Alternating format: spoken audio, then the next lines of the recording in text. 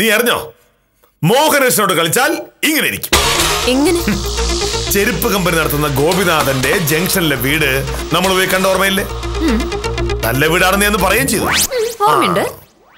അത് നല്ലൊരു വീട് തന്നെയായിരുന്നു. പക്ഷേ 5 ലക്ഷം രൂപയുടെ തർക്കമല്ലേ എന്ന് വന്നത്? അതെ, 40 ലക്ഷം രൂപയ്ക്ക് ആ വീട് വാങ്ങാമെന്ന് ഞാൻ മര്യാദയ്ക്ക് പറഞ്ഞതാ.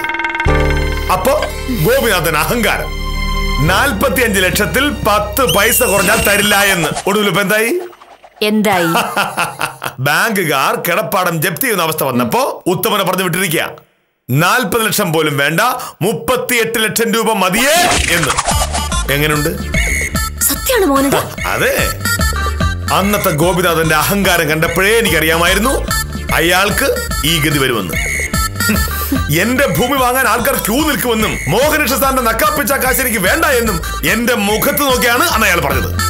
ഇപ്പോഴോ ഇതാണ് ഭാമ പറയുന്നത്, ഗതി കെട്ടാൽ പുലി പുല്ലും തിന്നും. ഒരിക്കലും പറ്റില്ല.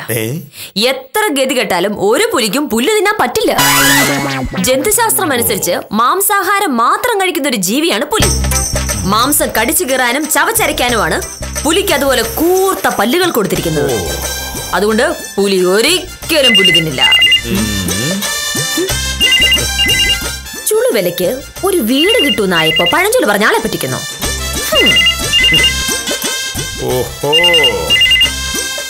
അപ്പോ തിരിച്ചെന്റെ നെഞ്ച് കയറി പൊങ്കാലിടാൻ നോക്കുന്നു.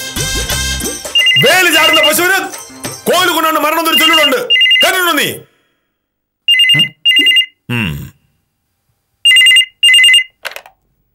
ഹലോ, അതെ. ഓവോ, ഒരു കാര്യം ചെയ്യും, അയാളോട് നാളെ വരാൻ പറ. ഇന്ന് എനിക്ക് എന്തായാലും ഓഫീസിലേക്ക് വരാൻ പറ്റില്ല. അയാളുടെ പേരെന്താ പറഞ്ഞേ? കേസ് എന്താ? ആണോ? എന്താ പേര്? ബാക്കി ഡീറ്റെയിൽസ് പറ.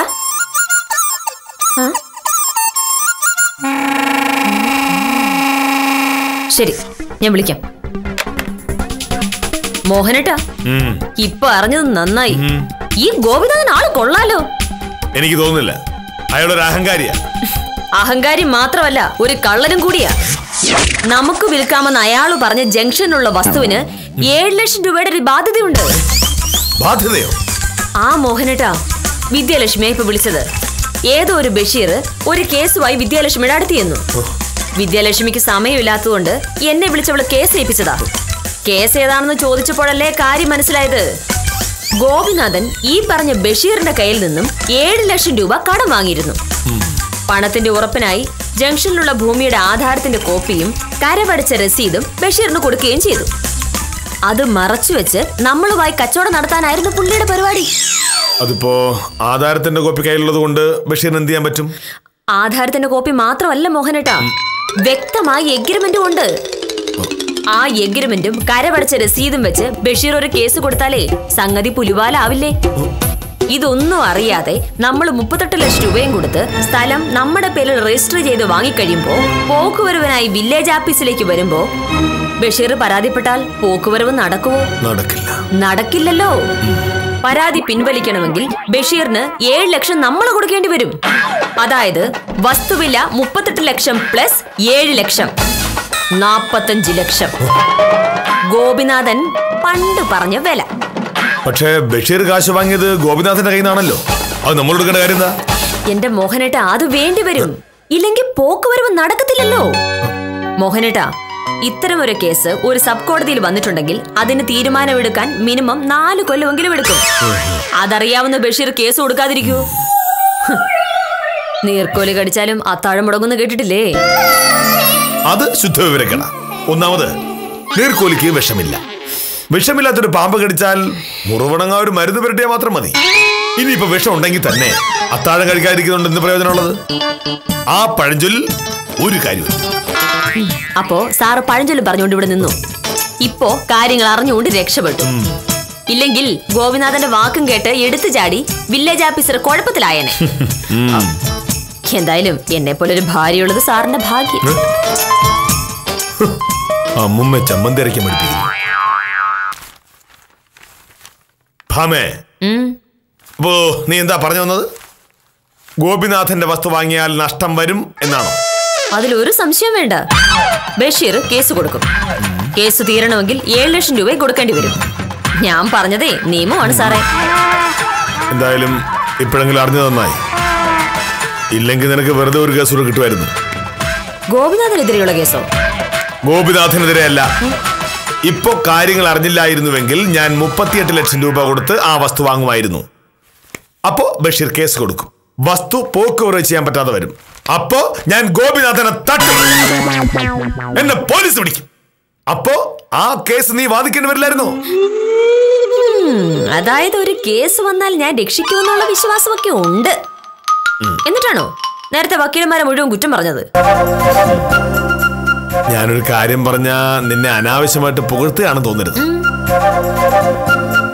ജീവിതത്തിൽ ആദ്യമായിട്ടാണ് നീ നമുക്ക് ഗുണമുള്ളൊരു കാര്യം ചെയ്യുന്നത്. ഇങ്ങനെ എപ്പോഴും എന്നെ സഹായിക്കാൻ നീ ഉണ്ടായിരുന്നെങ്കിൽ നമുക്ക് എന്തൊക്കെ ചെയ്യാമായിരുന്നു. പക്ഷേ ഞാൻ എന്തു പറഞ്ഞാലും നീ ഉടക്കണം. ഒരു കാര്യമില്ലാതെ വഴക്കുണ്ടാക്കും.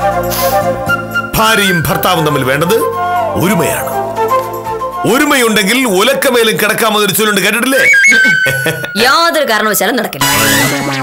എത്ര ഒരുമയുണ്ടായാലും 2 പേർക്ക് പോയിട്ട് ഒരാൾക്ക് പോലും ഒലക്കയുടെ മേലെ കിടക്കാൻ പറ്റില്ല. സംശയം ഉണ്ടെങ്കിൽ അടുക്കള ഒലക്കയുണ്ട്, ഞാൻ എടുത്തോണ്ട് വരട്ടെ. ഒരു ദിവസം ഞാൻ ഒലക്ക എടുക്കും. എന്തിന്? വെറുതെ ഇട്ടിട്ട് ഇങ്ങനെ കിടന്നു നോക്കാൻ. ഉത്തമൻ തിരിച്ചു വന്ന നന്നായി. അവനെ ഞാൻ നോക്കിയിരിക്കായിരുന്നു. ഗോപിനാഥന്റെ കയ്യിൽ നിന്ന് കാശ് വാങ്ങി എന്നെ പറ്റിക്കാൻ നോക്കി. ഇനി വെറുതെ ഉത്തമനോട് വഴക്കിന് പോകണ്ട. സംഭവം ഉത്തമൻ അറിഞ്ഞു കാണില്ല. അറിഞ്ഞ ഉത്തമൻ അത് പറയാതിരിക്കൂ. സാറേ, ഞാൻ സംഭവം ഗോപിനാഥനോട് സംസാരിച്ചു. നാളെ തന്നെ വസ്തുവിന്റെ രജിസ്ട്രേഷൻ നടത്താന്നാണ് ഗോപിനാഥൻ പറയുന്നത്. സാറിന്റെ കയ്യിലാകുമ്പോഴൊക്കെ കാശുണ്ടല്ലോ, പിന്നെ എന്തിനാ നമ്മൾ രജിസ്ട്രേഷൻ ഇങ്ങനെ താമസിപ്പിക്കുന്നത്? അതവിടെ നിൽക്കട്ടെ.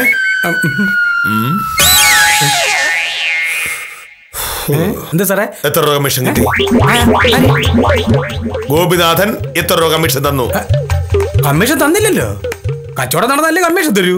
പക്ഷേ എന്നെ പറ്റിക്കുന്നതിന് കമ്മീഷൻ തരണമല്ലോ.